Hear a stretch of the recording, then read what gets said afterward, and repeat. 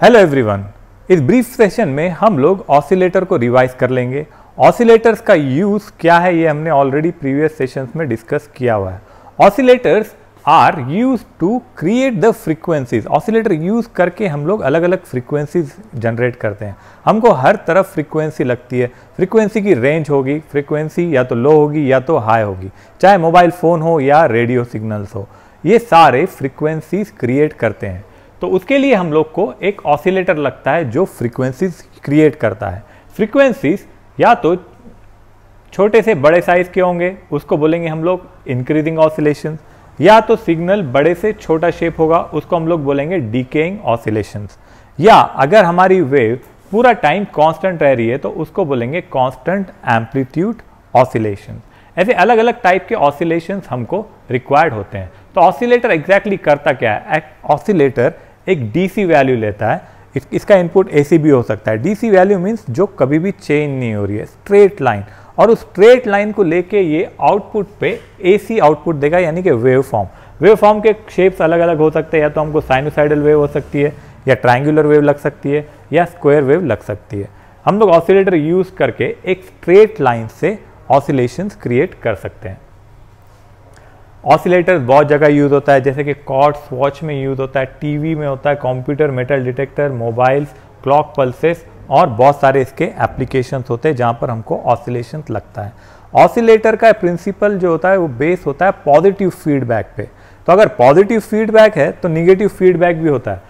तो हम लोग अगर डिफरेंस हमको अगर देखना है क्या होता है between positive and negative feedback में, तो पहले पॉजिटिव फीडबैक में हम लोग देख लेंगे।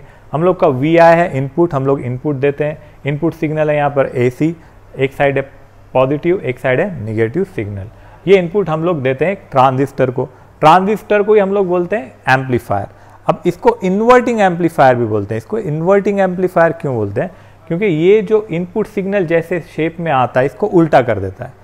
इसका मतलब है कि ये फेज शिफ्ट कर देता है। अगर इसका इनपुट पॉजिटिव पहला साइकिल है तो ट्रांजिस्टर के आउटपुट पे क्या होगा? निगेटिव पहला साइकिल वो कर देगा। वो जो इनपुट है उसको इन्वर्ट कर देगा। इन्वर्ट माने क्या? अगर 0 है तो उसको 1 करना, 1 है तो 0 करना। तो अगर पॉजिटिव है, पॉजिटिव को अगर हम लोग ये समझ लेंगे ये 1 है तो उसका निगेटिव क्या होगा? 0। तो ये 1 को 0, 0 को 1। It is called as phase shift of 180 degrees. तो यहाँ पर जो ब्लॉक है, यहाँ पर दो ही ब्लॉक है, एक तो एम्पलीफायर का, एक है फीडबैक का। एम्पलीफायर में भी हम लोग ट्रांजिस्टर और उससे रिलेटेड सर्किटरी अटैच करते हैं। तो इनपुट वी आई वो हमने दे दिया ट्रांजिस्टर को। ट्रांजिस्टर क्या करेगा? 180 डिग्री फेज शिफ्ट करेगा आउटपुट पे। तो जो पहले पॉजिटिव सिग्नल शुरू हो रहा था वो पहले निगेटिव हो जाएगा। अब इन्वर्टिंग एम्पलीफायर से आउटपुट हमको मिल गया जो इन्वर्टिंग है, तो हम लोग फीडबैक दे रहे हैं, मतलब क्या कर रहे हैं? आउटपुट का थोड़ा पार्ट लेके फिर से इनपुट पे दे रहे हैं। तो अगर ये पॉजिटिव फीडबैक है तो ये क्या करेगा? जो इनपुट को इस फीडबैक नेटवर्क के थ्रू वापस देगा वो इनपुट के साथ ऐड कर देगा। तो यहाँ पर क्या होगा? जो ऑलरेडी हमारा इनपुट है उसके साथ आउटपुट का थोड़ा इनपुट ऐड हो जाएगा और ये इनपुट बढ़ जाएगा। फिर ये बढ़ा हुआ इनपुट हम लोग ट्रांजिस्टर को देंगे। ट्रांजिस्टर क्या करता है? ट्रांजिस्टर तो है ही एम्पलीफायर, यानी कि वीक सिग्नल को लेता है, आगे इसका सिग्नल बढ़ा देता है। ट्रांजिस्टर फिर उसको स्ट्रॉन्ग कर देगा, क्या करके? फेज शिफ्ट करके। फिर वो फीडबैक को जाएगा, फीडबैक से फिर इनपुट पे थोड़ा पार्ट आएगा, ये थोड़ा पार्ट फिर से हम लोग ट्रांजिस्टर को देंगे और ये सिग्नल कंटिन्यूसली बढ़ता जाएगा। तो पॉजिटिव फीडबैक में जो सिस्टम होता है, वी कैन से दैट एक बार इसको ऑन कर लो तो ये कंटिन्यूस चलता ही रहेगा। लेकिन प्रैक्टिकली ऐसा नहीं होता। After some time it may decay, it goes to 0।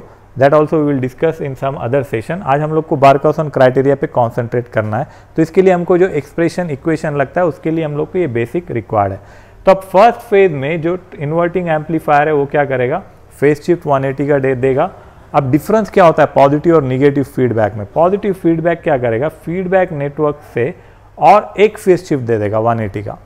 तो यहाँ पर 180 का फेज शिफ्ट देके पॉजिटिव साइकिल का निगेटिव हो गया। अब ये निगेटिव साइकिल वाला इनपुट जा रहा है फीडबैक नेटवर्क को। फीडबैक नेटवर्क क्या करेगा? आउटपुट पे फिर से 180 डिग्री कर देगा। दैट मीन्स ये माइनस अगर इधर है तो यहाँ पर पहला सिग्नल क्या आ जाएगा? पॉजिटिव, यानी कि फिर से जैसा शुरू हुआ था वैसा ही यहाँ पर सिग्नल आ गया। तो ये टोटल फेज शिफ्ट कितना हो गया? यहाँ पर 180 डिग्रीज और यहाँ पर 180 डिग्रीज, टोटल कितना हो गया? 360 डिग्रीज। तो फर्स्ट कंडीशन बार्कहाउसन क्राइटेरिया की सिर्फ इतनी है कि टोटल फेज शिफ्ट होना चाहिए 360 डिग्रीज। वेरी सिंपल, याद रखने के लिए आसान है। हमारे पास इनपुट है VI, V0 है हमारा आउटपुट वोल्टेज। इसी आउटपुट में से थोड़ा पार्ट हम लोग दे रहे हैं फीडबैक एम्पलीफायर को। फीडबैक एम्पलीफायर के आउटपुट पे जो वोल्टेज आ रहा है उसको हम लोग बोल रहे हैं VF, that is feedback voltage. इसमें फीडबैक फ्रैक्शन ऐड करना होता है। इस फ्रैक्शन को हम लोग रिप्रेजेंट कर रहे हैं बीटा से। ये बीटा फैक्टर किसके साथ अटैच हो रहा है? जो V0 जो आउटपुट का थोड़ा पार्ट आ रहा है, राइट। तो ये हो गया about first condition of Barkhausen criteria. तो बार्कहाउज़न क्राइटेरिया की पहली कंडीशन क्या है? Total phase shift must be 180 + 180 360 degrees. इसका दूसरा क्राइटेरिया क्या होता है कि A beta equal to should be 1। अब ये ए बीटा इक्वल टू 1 क्यों होना चाहिए? That we will see. अब यहाँ पर हमको सिस्टम ऐसा चाहिए जो कंटिन्यूसली चलता रहे। हर एक इनपुट और आउटपुट हम लोग क्यों देते हैं? हम लोग कोई भी इनपुट लगाते हैं या कुछ भी इन्वेस्ट करते हैं, इसलिए इन्वेस्ट करते हैं ताकि हमको एक प्रॉफिट वाला आउटपुट मिले। तो ये जो प्रॉफिट है इसको हम लोग इलेक्ट्रॉनिक सर्किटरी के लैंग्वेज में गेन कहते हैं। तो गेन क्या होता है? हम लोग कितना इनपुट लगा रहे हैं, हमको कितना आउटपुट मिल रहा है, उसका रेशो। तो गेन जो होता है A is given by output voltage divided by input voltage. It is the ratio of output to input. हमको कितना गेन हो रहा है। तो अगर हमको कंटिन्यूसली गेन चाहिए तो हमको क्या करना पड़ेगा? गेन हमको मैक्सिमम चाहिए। तो गेन ज़्यादा चाहिए उसके लिए हम लोग को क्या करना पड़ेगा? First let us see the difference between positive and negative feedback. उसके एक्सप्रेशन क्या है? डायग्राम सबका सेम होगा। एक होगा हमारा एम्पलीफायर, इसको या तो आप सिर्फ ए लिखो या एम्पलीफायर लिखो या इन्वर्टिंग एम्पलीफायर लिखो, सेम मीनिंग है। इसका गेन होता है ए और एक है फीडबैक सर्किट, वो होता है बी या बीटा। तो एक ए ब्लॉक है, एक बी ब्लॉक है। इनपुट ले लिया, एम्पलीफायर को दे दिया। इनपुट है से VS इस डायग्राम में, that is supply voltage. Supply voltage देने के बाद VO आएगा, आउटपुट वोल्टेज कहाँ से? एम्पलीफायर से। अब इसका जो आउटपुट है थोड़ा सा हम लोग फीडबैक सर्किट को देंगे। फीडबैक वोल्टेज है बीटा V0। अब ये हम लोग इनपुट को देना है। अगर ये पॉजिटिव फीडबैक है तो इनपुट के साथ ऐड हो जाएगा। अगर निगेटिव फीडबैक है तो क्या होगा? ये इनपुट के साथ सब्ट्रैक्ट हो जाएगा। सब्ट्रैक्ट होगा मतलब क्या होगा? निगेटिव में हर लेवल पे इसका सिग्नल कम होता जाएगा, तो इसका गेन कम होता जाएगा। और पॉजिटिव में क्या होगा? गेन इसका बढ़ता जाएगा। तो हमको क्या है? गेन इनफाइनाइट चाहिए। गेन हमको ज़्यादा से ज़्यादा चाहिए, तभी हम लोग बोलेंगे कि कंटिन्यूस ऑसिलेशन चलता रह रहा है, ये रुकेगा नहीं। तो इसके लिए एक्सप्रेशन क्या है? सपोज अगर हम लोग कंसिडर करें दो एक्सप्रेशन फॉर निगेटिव फीडबैक और पॉजिटिव फीडबैक। निगेटिव फीडबैक में वोल्टेज है VI, जिसको हम लोग इनपुट वोल्टेज VS + VF। यहाँ से कितना जा रहा है? ये जो VI है, ये VI है। पहले तो हमारा VS है जो हम लोग सप्लाई बैटरी दे रहे हैं, और यहाँ पर इनपुट आ रहा है VF। तो ये जो VF है ये VF या तो इस VS के साथ ऐड होगा या तो सब्सट्रैक्ट होगा। ऐड होगा तो क्या होगा? Positive feedback. तो हमको अगर VS और VF ऐड किया हमने तो वो क्या बोलेंगे हम लोग उसको? VI। ये जा रहा है एम्पलीफायर गेन को। और अगर ये जो सप्लाई वोल्टेज VF आ रहा है, इसको अगर हमने मेन सप्लाई से सब्सट्रैक्ट किया तो क्या होगा? ये माइनस वाला निगेटिव फीडबैक, इसको हम लोग बोलेंगे। तो अब ये हो गए दो एक्सप्रेशन। अब यहाँ बीटा क्या है? इस एक्सप्रेशन से हम लोग बोल सकते हैं beta is equal to VF upon V0। तो अब जो गेन है, इसका गेन को कैलकुलेट करने के लिए दो फिक्स फार्मूले होते हैं। निगेटिव फीडबैक एम्पलीफायर का फार्मूला होता है जो गेन है, गेन को हम लोग क्या बोल रहे हैं? ये output voltage by input voltage is defined by gain. तो AF इससे और feedback gain it is given by V0 by VS। तो इसका जो एक्सप्रेशन है वो आएगा gain by A by 1 + A beta. This one we have to remember for negative feedback. Examples इस पे आए तो ये फॉर्मूला यूज करना है। अब यहाँ पर A by 1 + A beta is the formula for negative feedback. तो पॉजिटिव फीडबैक के लिए क्या होगा? सिर्फ वो एक्सप्रेशन हो जाएगा A by 1 - A beta, that will be our gain. तो अब ये पॉजिटिव फीडबैक का है। यहाँ पर वो कंडीशन क्या बोल रहा है? A beta should be equal to 0, second condition of Barkhausen criteria.